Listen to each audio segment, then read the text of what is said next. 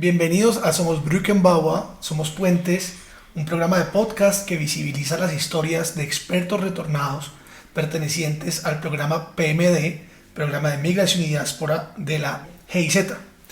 El día de hoy tenemos con nosotros una entrevistada que viene con muchas historias, está haciendo un trabajo increíble en Colombia y vamos a tener la oportunidad de conocer no solamente lo que ella hace en el país, también su historia en Alemania y los impactos de este proyecto tan espectacular que tiene Erika Arias. Erika, bienvenida a Somos Brückenbauer, Somos Puentes. ¿Cómo estás? Muy bien, Samuel, qué rico que me hayas invitado. De verdad, para mí es un honor. Me siento muy alegre de que este formato exista para nosotros, para comunicarles qué es lo que tanto hacemos por acá. Muchas gracias, Erika. Vamos directo al grano. Queremos que la audiencia conozca tu historia, dónde estás en Colombia, pero vamos a remontarnos y queremos saber por qué Erika estudió en Colonia, Alemania. Wow, bueno, Colonia es una historia que me abre las puertas a las posibilidades de los sueños acá en Colombia, porque fue a través de una beca del DAD que yo adquirí presentándome desde Colombia, en la que yo tuve la oportunidad de acceder a una maestría en ciencias. Y esa maestría está muy relacionada con mi territorio. Yo soy de una zona rural de Colombia y esta maestría a la que yo aplico se llama un programa de Administración y Gestión de Recursos Naturales y Sustentabilidad.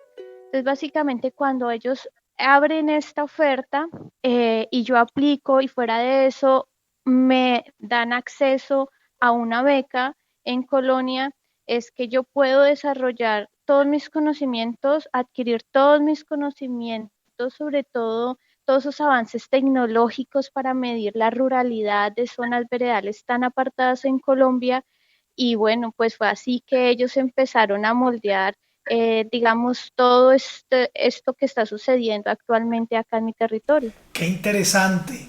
¿Cuánto tiempo dura el estudio en Colonia y cuáles son esos retos más grandes que hay a la hora de, no sé si estudió en alemán o en inglés? Bueno, la maestría fue en inglés. Nuestra maestría es una maestría binacional, entonces una parte se desarrollaba en México, en el ecosistema semiárido, en una ciudad que se llama San Luis Potosí, con la Universidad Autónoma de San Luis Potosí, y otro periodo se desarrollaba en Colonia, entonces ahí estuve 8 meses, y otro periodo que es donde haces la aplicación de toda tu tesis maestral, la haces en cualquier país de Latinoamérica donde tú escojas hacer tu estudio. Entonces tú puedes en esta maestría hacer un recorrido de 3 países y de como concentrar toda esta información que a ti te dan y aplicarla a tu tesis de maestría. Entonces, a eso y fuera de eso, la maestría tiene muchos profesionales, no solo de las ciencias, entonces es una maestría multidisciplinaria, entonces es una cosa pues supremamente soñada, es decir, puedes visitar muchos países, hacer muchas conexiones y hacer una tesis maestral de muy buena calidad.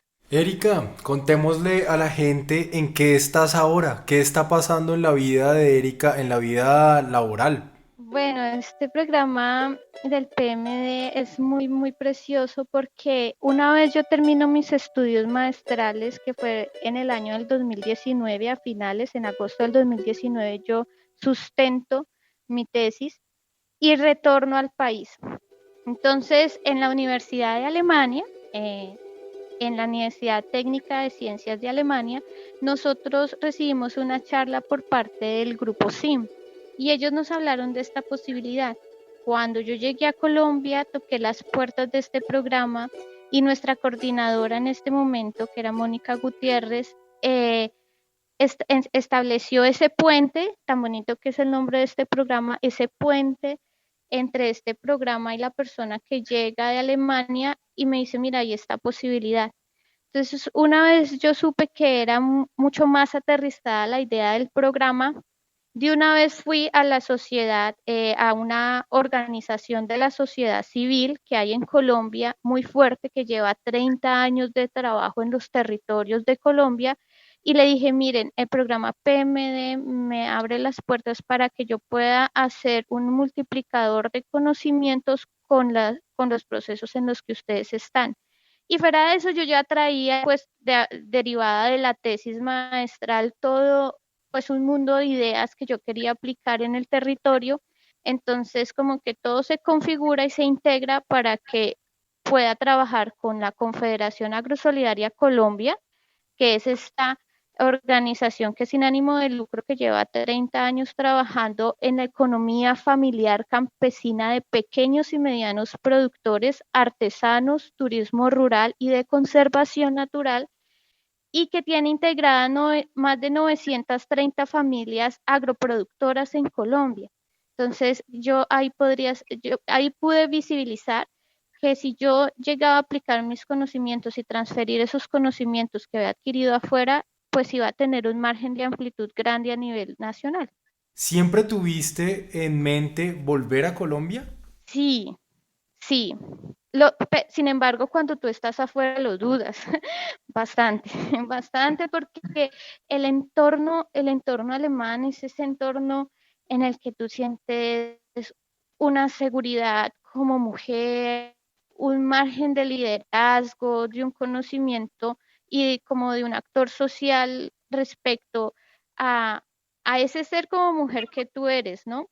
Entonces, cuando tú lo llevas a los territorios rurales de Colombia, la brecha es muy amplia.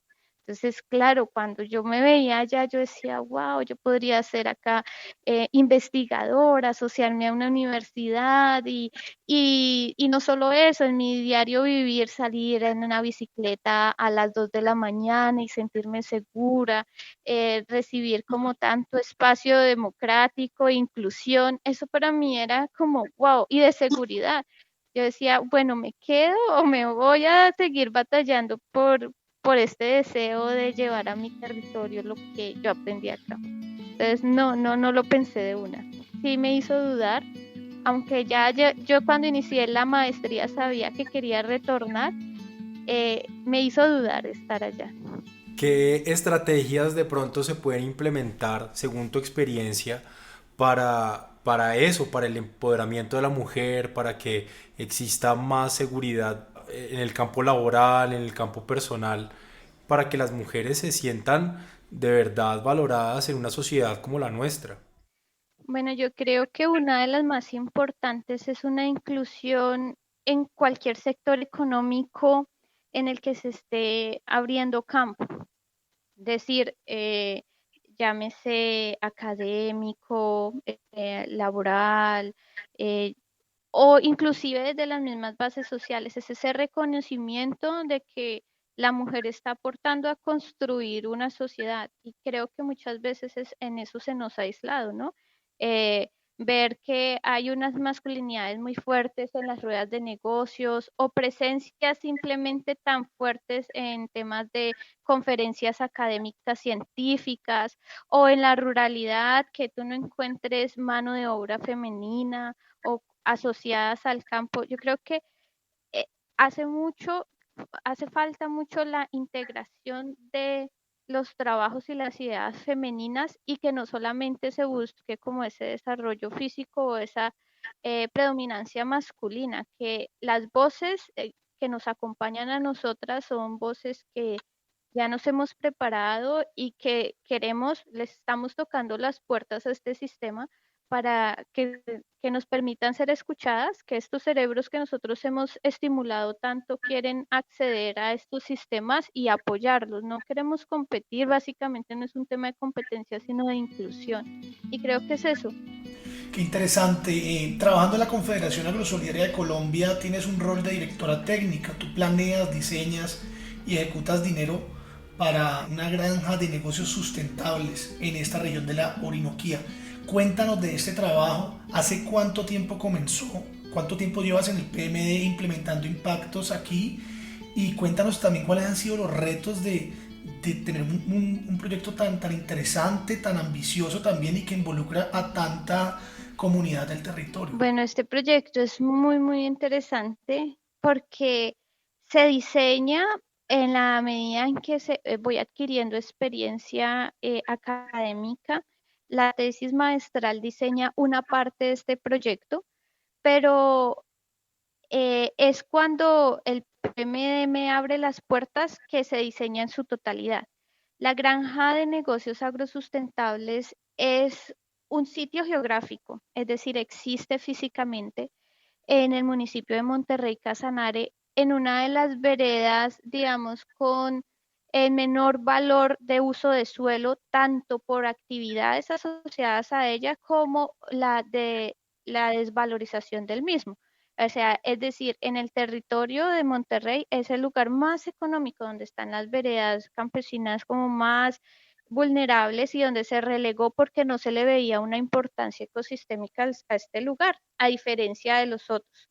Entonces acá nos ubicamos con una granja de 4 hectáreas y lo que hicimos fue dimensionar qué negocios podrían contribuir al desarrollo de esta vereda, pero tiene un punto bien interesante y es que involucra todo el conocimiento que nosotros pudimos acceder en Alemania, que fue precisamente hacer como modelaciones de cambio climático, modelaciones de qué cultivos se favorecen frente a la sequía, modelaciones de negocios, valorizaciones económicas. Entonces nosotros unimos toda esta información y dijimos, esta granja se va con varias esferas de trabajo. La primera, la que fue derivada de la tesis, es una cosecha de agua, porque la granja, no, digamos, la vereda, no tiene fuentes hídricas que sean, digamos, con actividad de flujo hídrico durante el verano. Acá en la Orinoquía, el verano es de 4 meses. Esta es como la condición natural. Y cuando no tienes durante 4 meses agua, pues es muy difícil mantener un sistema productivo. Entonces vamos a enseñar a la gente cómo hacer una cosecha de agua a partir de la recolección de agua con el techo. Entonces nosotros hicimos toda una modelación, un diseño de una granja que era totalmente diferente a la arquitectura que se manejaba acá en el Piedemonte Llanero. Las casas de acá, de todas las granjas de los hatos ganaderos, son a 4 aguas y son bajitas. ¿Para qué? Para que los chubascos que hay tan fuertes a mitad de año, que son precipitaciones casi que monzónicas, no se les entre el agua. Nosotros diseñamos una cosa muy alta, con un techo muy grande, con solamente una inclinación para recoger toda esa agua que puede caer acá en el Piedemonte, que en la vereda donde estamos es 2.500, pero si nos vamos un poquito más arriba, llegamos a 3.500 milímetros anuales. Esas son cantidades de agua absurdas para que la gente deje escapar esas aguas cuando las necesita para el verano. Entonces diseñamos esta cosecha de agua que está interconectada, algo muy interesante que es una piscina de recreación. Y esa piscina no necesita tratamientos químicos. ¿Y por qué se necesitaba la piscina? Porque el POT de acá del municipio dice, esta vereda tiene que usarse para casas de recreación. Entonces las casas de recreación, si quieren tener acceso pues a un flujo de dinero, tienen que ofrecer ciertos servicios. Entonces dijimos que la gente pueda ofrecer una piscina que no tenga necesidad de uso de químicos, sino que haga los recambios de manera natural.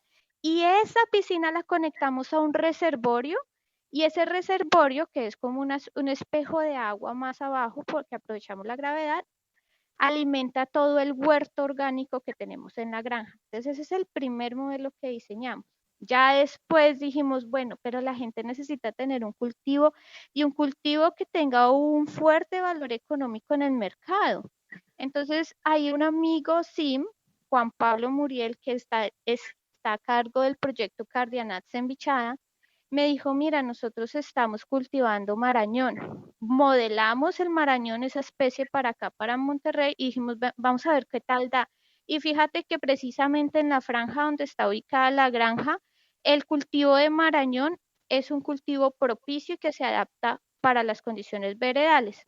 Entonces es un cultivo, es una de las nueces que tiene mayor mercado en el mercado, mayor valor en el mercado internacional, que se puede exportar y que un pequeño productor puede sembrar. Entonces, acá ya tenemos el primer jardín clonal de especies de marañón, una especie de marañón que desarrolló Agrosavia, o sea, una institución científica del país, Y esa variedad Mapiria A01 está sembrada acá en la granja y está entrenando a varios agroproductores de la región para que implementen o hagan el establecimiento del cultivo de marañón. Pero ese cultivo de marañón necesita polinizadores, necesita que produzca un montón. Entonces, ¿qué dijimos? Pues pongamos un apiario, porque los apiarios lo que le permiten al agroproductor o a la familia campesina es a darse cuenta qué hay en el ecosistema. Entonces, simplemente tener un apiario te permite saber en qué épocas del año hay floración, cuáles son las especies que deben florecer y simplemente por no dejarlas caer, por mantener una colonia fuerte, te obliga a sembrar más. Entonces la gente empieza por sí sola, simplemente por tener este mecanismo dentro de su granja, a hacer conservación. Simplemente quieren sembrar más aromáticas, más flores, un árbol que dé florescencias en ciertas épocas del año y empieza a ver por sí solo un entrenamiento del ecosistema en el que están. Entonces, este es un proyecto muy importante que tener y que le brinda también servicios adicionales como la miel para ventas en cadenas cortas de comercialización y bueno, inclusive pueden ellos prepararse para entrenar a otros agroproductores. Y el último proyecto que tenemos es un huerto orgánico. Y en este huerto orgánico lo que queremos es que muchas mujeres que tengan su huerta tengan un producto adicional que les permita tener ingresos. Y esos ingresos son derivados a partir de la parte hortícola. Entonces lo que hicimos fue desarrollar como escogimos del Plan Nacional Hortícola que se desarrolló hace, creo que se desarrolló hace 2 gobiernos. Hay un plan nacional en que se hicieron todas las valoraciones económicas y cuáles son los más rentables en el mercado. Entonces, escogimos los que estaban alineados al ecosistema en el que estamos y los probamos a ver cuáles nos funcionaban. Esa fase ya la pasamos y el que más nos funciona es el jengibre y los chiles, o sea, el ají. Entonces, a partir de eso, nosotros lo que vamos a hacer acá en la granja son productos de valor agregado para que ellas puedan vender en las cadenas cortas de comercialización municipal. Entonces, tenemos como un primer producto, como ya tenemos un apiario, unas cremas de mieles con ajíes y con jengibre y como segundo producto una cerveza fermentada de jengibre. Y en eso es lo que estamos básicamente haciendo acá en la granja. ¿Cómo ves el tema de la industrialización como un modelo de desarrollo para el país? O si crees que es desde lo local y que cada localidad o cada comunidad debe gestionar sus cosas o de verdad le apuntamos a una industrialización. Yo creo en la autonomía de los territorios como primero, o sea, como un primer principio de todos los trabajos que he desarrollado. Y esa autonomía permite tomar decisiones. Y también creo en las diferenciaciones que se han hecho respecto al campo colombiano. Entonces, nosotros reconocemos que hay una familia campesina, existe, y son miles de familias campesinas, pero también reconocemos que hay un trabajador campesino, alguien que vive del sector rural. Y también está el reconocimiento del agroinversionista del campo. Y esa es una figura que siempre está presente en un sistema como el que nosotros tenemos, que es un sistema del capital. Entonces, haciendo un reconocimiento de los tres e integrando estos tres actores, es fácil dimensionar que es posible tener un campo tecnificado con incentivos estatales y que involucre las familias pues agrosolidarias. Fíjense que las familias campesinas, las familias de pequeños agroproductores, son familias que trabajan por su soberanía alimentaria. Pero el obrero campesino, el trabajador, el que trabaja, por ejemplo, a ver, les doy el caso de acá, una piscícola de mojarras. Hay, por lo menos en Semana Santa, hay por lo menos 60 a 70 muchachos trabajando en esas piscícolas. Entonces, la mano de obra que se requiere rural es altísima y esa mano de obra muchas veces ya no se encuentra en el campo y eso es una falencia muy grande para el agroproductor. Y el agroinversionista es una persona que tiene el capital, pero necesita de los otros dos actores. Entonces, básicamente no es desvinculante ninguno de los tres. Simplemente, como se refleja muy bien para el caso anterior, es una falta de articulación de esos actores, de hacer cooperativas, de hacer agronegocios, de tecnificar el campo y así generar mucha más fuerza y mano de obra que se requiere, porque es un problema actual que se requiere. No es fácil conseguir a una persona que haga un jornal en una granja. No es nada fácil.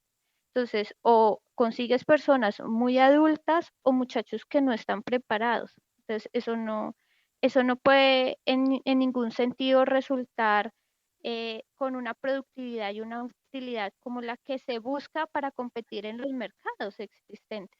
Y si nosotros estamos hablando de agroinversión, es que vamos a competir en mercados. Y si vamos a competir en mercados, se necesita tecnificar esos mercados para que sean productivos y que nosotros podemos llegar a esos mercados internacionales con una oferta que nos permita, pues precisamente eso, competir y mantenernos en el tiempo allá. Estamos aprendiendo mucho de la mano de nuestra invitada de hoy, Erika Arias.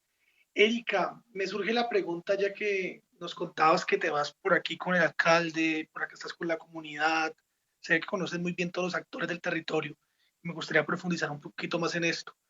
Si nos contaras si hay algún tipo de tensiones en el territorio o algunos tipos de grupos políticos o de personas que tienen mucha influencia y si has tenido que, digamos, relacionarte o mediar dentro de todo lo que es la estructura del territorio. Bueno, sí, en los territorios colombianos y en mi territorio, que no es la excepción, ha pasado por diferentes situaciones históricas que lo mantienen en cierta posición política. Entonces, por ejemplo, si nosotros hablamos de Monterrey, es un municipio que históricamente ha estado marcado por la violencia y por la guerra. Precisamente Monterrey nace como municipio porque en los años 50 es cuando se hace el amnistio y la entrega de armas de las guerrillas liberales del Llano. O sea, desde sus inicios es un municipio que se ha fundado en un proceso de guerra. Ya después de eso, acá empieza a incidir mucho un actor muy violento que se llama los actores del paramilitarismo. Entonces, el paramilitarismo también venía acompañado del narcotráfico. Entonces, nuevamente hablamos de un territorio altamente violento y donde esas violencias han generado incluso eh, desplazamientos forzados dentro del mismo municipio. Entonces, yo les puedo decir, en Monterrey puede llegar hasta los 2100 metros sobre el nivel del mar y como su parte más baja puede estar a los 460 metros sobre el nivel del mar. Entonces tenemos un gradiente geográfico. Y las personas de la sabana han tenido que refugiarse en la montaña y degradar esos ecosistemas porque también necesitan hacer un sustento porque precisamente estaban estos grupos incidiendo en la zona y eran unas cosas muy violentas. Acá también se manejaron las casas de la convivir y esas casas son casas que asustan, que tú le hablas a cualquier persona de la población y prefiere guardar silencio o prefiere no pasar por ahí o simplemente se habla bajito en las casas en un almuerzo y se dice de eso no hablemos. Eso está presente en el territorio y en muchos de los territorios de Colombia.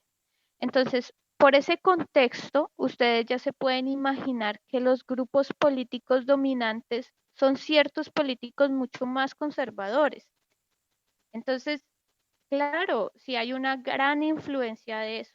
Entonces, si esa política va alineada a eso, pues uno tiene que sentarse y proponerle a estos actores que están en el territorio los cambios y las modificaciones que uno piensa que pueden suscitarse, pero es a partir del diálogo, no del enfrentamiento, porque en contextos tan violentos como los que vivimos, los enfrentamientos pueden desencadenar resultados pues fatales en el territorio. Entonces, por eso la gobernanza es tan importante.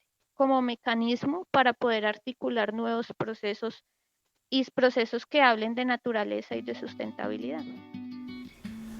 Pues ha sido un placer tener en Somos Brückenbauer, Somos Puentes a Erika Arias. Erika, me quedo con una última pregunta que te quiero hacer. Como científica natural que eres, administradora de recursos naturales y de sostenibilidad, quisiera que le cuentes a la audiencia el sueño de Erika a futuro en la finca El Marañón, o si tiene otro proyecto Erika como persona, y también saber si esa finca se puede visitar y, y porque nos encantaría de pronto alguna vez, no sé, muchas personas que pueden escuchar este programa y que tú puedes ser una gran inspiración por lo que estás haciendo, que es increíble, y todo el conocimiento que tienes del territorio es algo de verdad que yo creo que tiene un valor incalculable para el país. Entonces sí nos gustaría saber cómo ve Erika a futuro, digamos, pensemos en 5 o hasta 10 años a futuro, cómo ve Erika ese proyecto, si es sostenible. Y bueno, sí se podría visitar, de pronto hay ONGs que están interesadas o algunas, esto puede llegar a los oídos de personas que no sabemos qué están haciendo, pero que se pueden inspirar contigo. Bueno, pues la primera pregunta de si puede ser visitada. Claro, para eso se diseñó. Esta es una granja que se diseñó exclusivamente para multiplicar conocimiento. Y todas las personas que han tocado las puertas de esa granja han terminado o visitándola o haciendo convenios. Ese es el caso de la Universidad del Bosque. El Bosque escuchó esta experiencia y ya ha enviado estudiantes a que puedan volar el dron multiespectral que tenemos en cultivos de la región, han visitado que es todo este proyecto. Digamos que en sus inicios se diseñó para que los actores locales vinieran a visitarla y pudieran generar procesos de conocimiento de lo que pueden hacer ellos en la región. Pero fíjate que se ha expandido la voz y ha habido personas que han venido inclusive desde Italia a visitarla y a conocer qué es este sueño agrosolidario. Y Agrosolidaria no solamente tiene este proyecto, este es uno con el que abrió campo a la Orinoquía colombiana, pero Agrosolidaria tiene proyectos en 7 departamentos del país, en 170 municipios, muy exitosos unos, otros iniciadores, pero todos se han sostenido en el tiempo desde sus inicios. Y eso es lo que yo proyecto, que este proyecto se siga sosteniendo, que se siga sosteniendo con más procesos, con más actores, porque precisamente está diseñado para que sea puertas abiertas.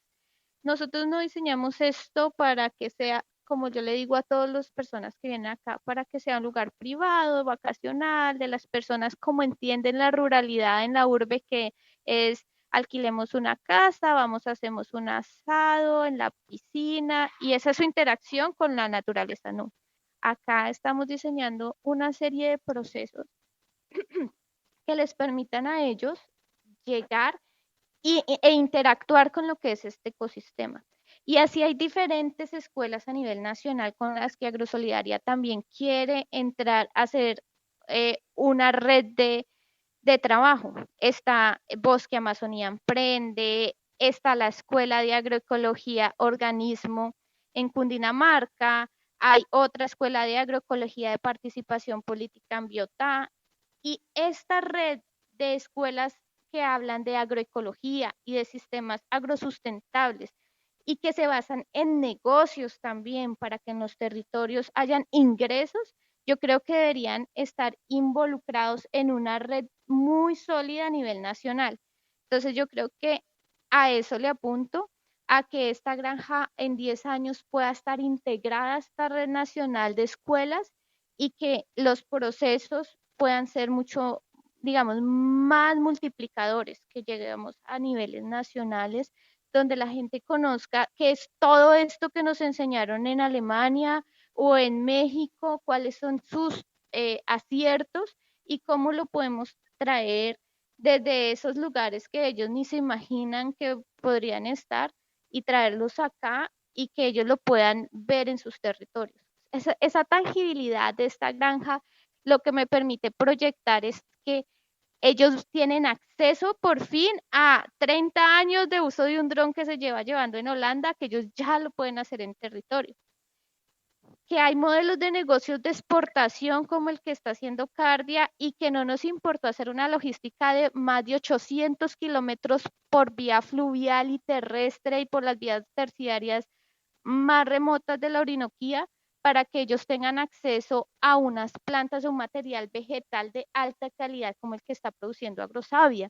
Entonces, todo eso, hacer posible que ellos tengan acceso a esos desarrollos, pues para nosotros es como lo que le va a abrir las puertas a la granja para que se pueda multiplicar a 10 años y seguir sosteniéndose sustentablemente en el tiempo.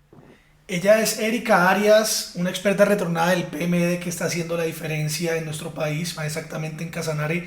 Para mí, como una experiencia, Erika, que te conozco un poquito porque tuve la oportunidad de conocerte personalmente, pues después de este podcast, obviamente ya te conozco mucho más y estoy muy, muy encantado de poder hacer parte de una red en la que existen personas como tú que de verdad están haciendo proyectos increíbles. Así es, Samuel. Erika, muchísimas gracias, pero no nos queremos ir sin preguntarte, o mejor dicho, sin pedirte que le cuentes a la audiencia por qué volver. Bueno, volveré, aunque abre un mundo muy incierto, como una incertidumbre, es una incertidumbre que nosotros los científicos sabemos manejar. Todos nuestros análisis están basados en la incertidumbre, pero lo que yo les puedo asegurar es que cuando uno llega a territorio, uno encuentra una infinidad de posibilidades y de conexiones y de procesos que le permiten a uno seguir acá, seguir soñando y seguir tratando de generar un cambio por lo que nosotros creemos, soñamos, buscamos. En mi caso, es estar en los territorios rurales campesinos haciendo procesos sustentables que le permita un futuro o muchos futuros a las futuras vidas que se vienen a Colombia.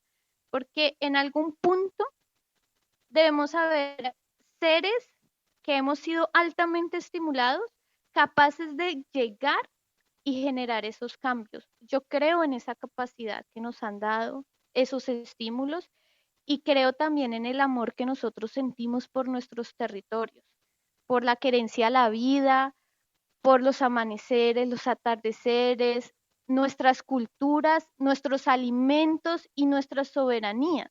Entonces, yo los invito a que si no desean hacer el intercambio largo por 2 años, por lo menos se den la oportunidad de estar en las estancias cortas y así ustedes van a sentir que es tomar esta decisión tan bonita de retornar a los territorios.